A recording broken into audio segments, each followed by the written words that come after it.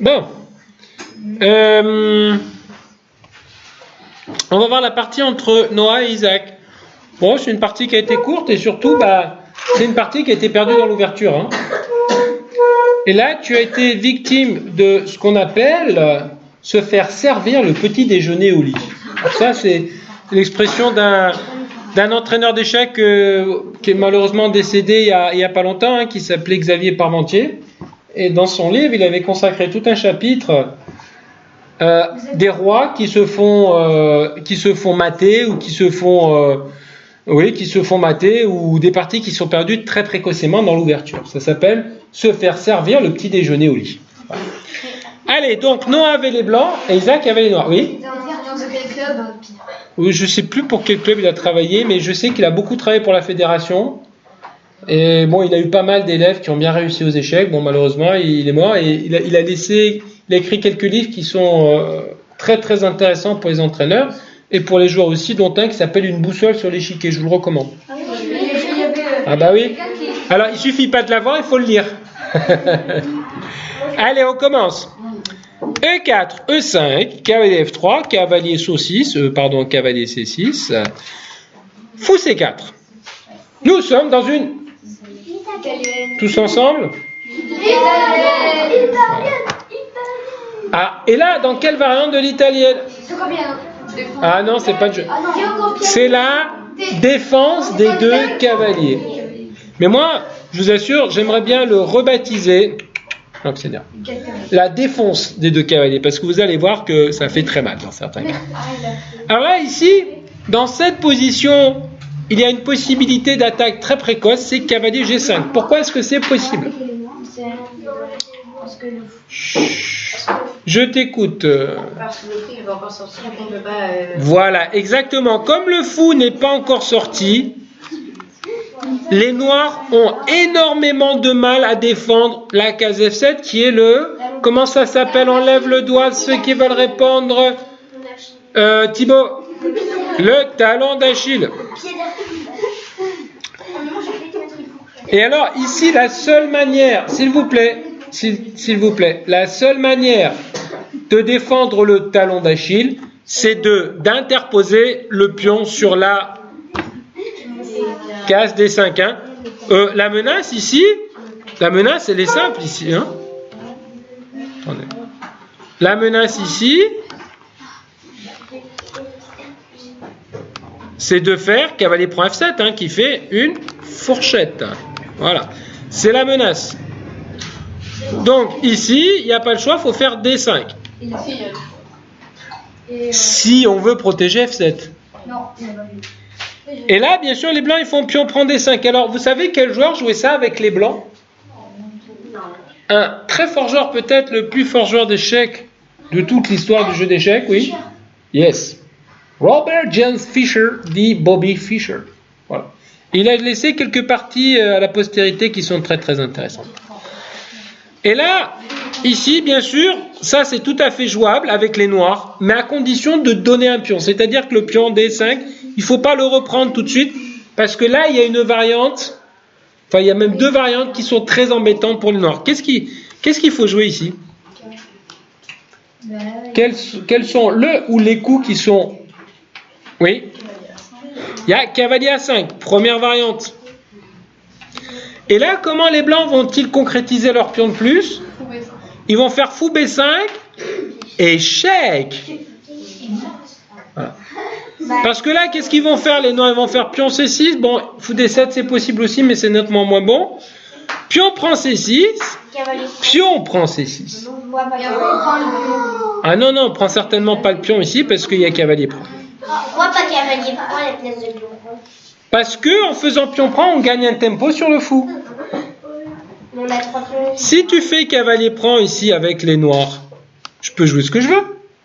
Je peux faire ce que je veux. Par exemple, je peux faire petit roc. Le problème après pion prend C6, ici, c'est que le fou est obligé de partir. Donc par exemple, fou de... Oui, mais...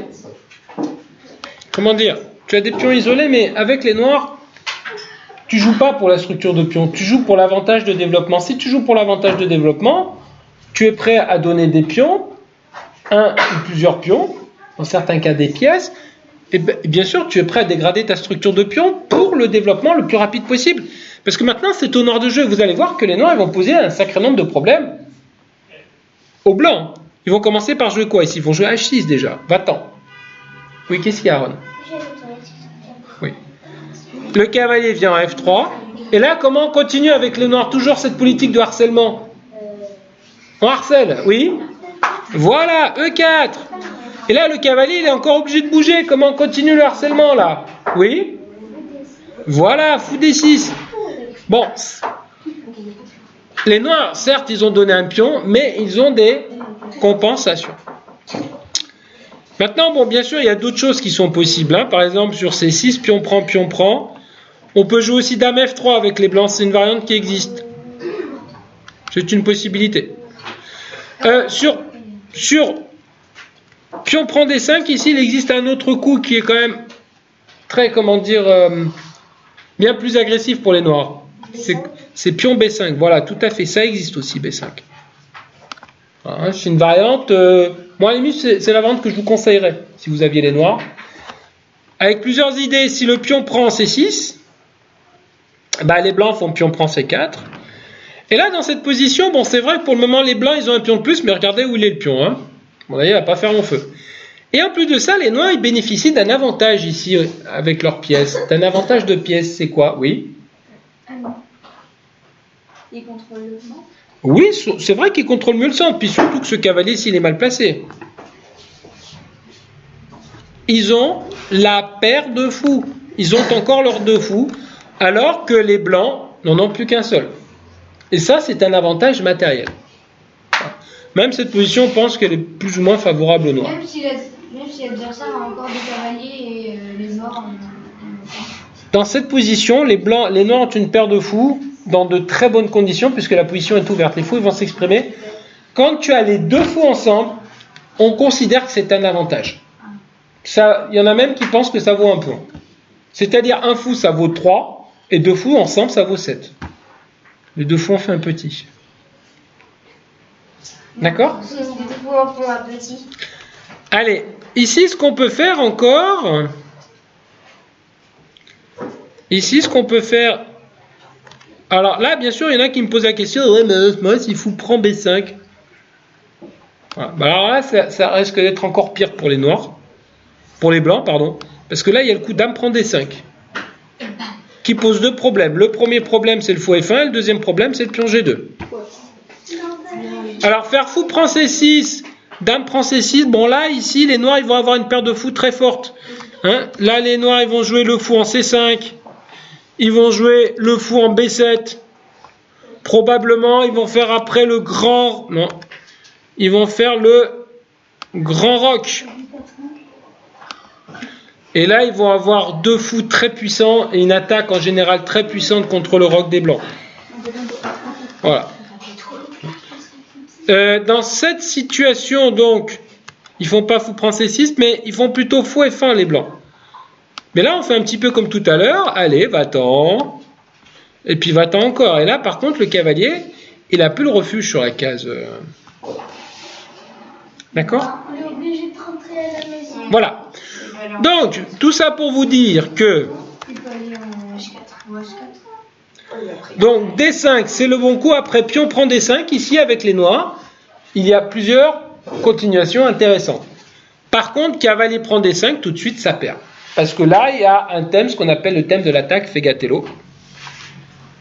Et là, c'est quoi le coup, vous vous rappelez? On l'a vu déjà, cette attaque. Je crois que tu en as fait une fois, non? Oui, c'est contre qui? Contre Sheila. Alors, Célia, tu te rappelles, qu'est-ce qu'ils jouent ici, les blancs? Voilà, cavalier prend F7, la belle fourchette. Bon, pas le choix, faut prendre. Et là, maintenant, comment on continue? Dame F3. Pourquoi Dame F3, Célia?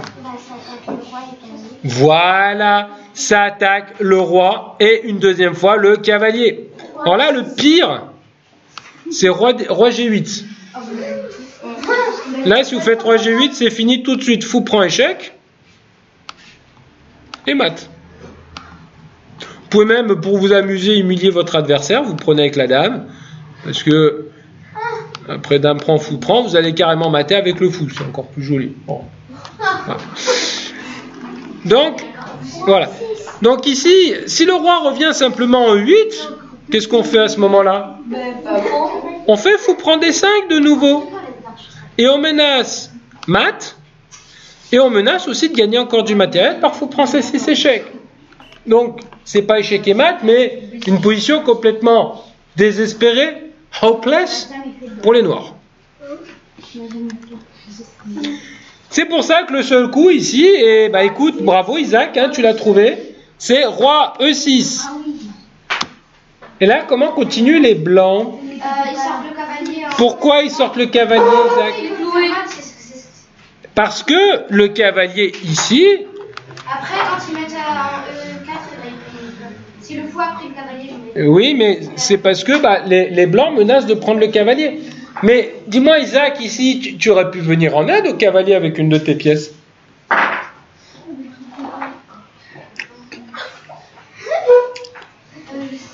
Oui. Oui. En allant en E7. Avec quoi? Avec le cavalier. Voilà, le cavalier vient ici en E7. Voilà. Comment tu aurais continué ici, Noah? Qu'est-ce que j'aurais fait? Des 4 tout de suite, non. Enfin, peut-être c'est possible. Moi ici, à la limite, je préfère faire petit roc. Et là, les noirs, pour blinder leur cavalier, ils jouent le pion en C6. Hein.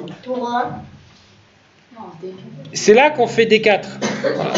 Là, on fait des 4. Pourquoi on fait des 4? Comment ça s'appelle cette technique? Oui, c'est un sacrifice de pion. C'est un gambit, mais là, ça s'appelle un levier. Un levier pour ouvrir une colonne. Donc, pion prend des 4. Et maintenant, après tour ou un échec, il va y avoir une attaque très forte. Hein.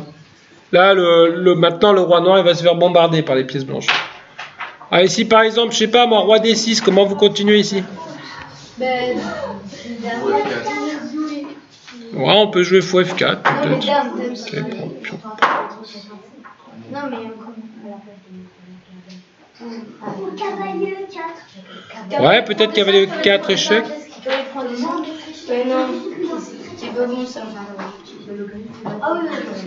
Il y a beaucoup de coups ici, je sais pas, par exemple, si on joue dame G3 là. Ou si on joue peut-être fou F4, peut-être fou F4 même. Bon, cavalier prend F4, dame prend F4, qu'est-ce qu'ils font les noirs? Hein, si jamais le roi vient par exemple en D7, fou E6, roi F8 et un petit berger pour terminer. Oh, berger 2.0. Voilà, donc... D'accord, donc dans cette position, ici, bon, après cavalier C3, bon, il y a le coup cavalier CE7, mais c'est quand même une position très très pénible pour les noirs à jouer. Alors, peut-être qu'en cherchant bien, il y a des défenses possibles, mais... on reviendra un petit peu sur l'ouverture, parce que justement, Fischer, il avait joué une partie de son temps qui vraiment réfute le système. Hein. C'est pas qu'il prend F7 tout de suite, on le verra. Bon, là, par contre, Isaac, il a joué cavalier D4, alors là, par contre, maintenant... Le petit déjeuner va être servi. Bon, fou prend D5 échec. Roi E7, bon, peut-être roi D6, ça aurait été un peu moins vieux. Voilà. Et là, bon, échec. Et mat, en plein milieu de l'échiquier. Voilà, par contre. Voilà. Bon, bah, une partie courte, mais quand même assez intéressante et assez pédagogique par rapport à cette variante. Là, vraiment, on a travaillé la théorie. Hein. Hein, donc, vraiment, il faut se souvenir des principales articulations de la variante. Donc, ici, le coup D5. Et sur reprendre D5, surtout, la grave erreur, c'est de reprendre en D5 avec le cavalier. Ça, c'est une grave faute. Bon, il faut connaître les complications tactiques qui en découlent. Hein. Si vous voulez progresser aux échecs, bah, vos ouvertures, il faut les travailler. Et les expérimenter. Voilà. Oui, non mais, si tu veux, Isaac, après, à partir de cavalier prend D5, tu es perdant. La seule question qui se pose, c'est est-ce que Noah, avec les blancs, connaît la variante ou pas? S'il la connaît, ça dépend plus de toi. Tu comprends? Voilà. C'est pour ça que les ouvertures, ben, ça se travaille.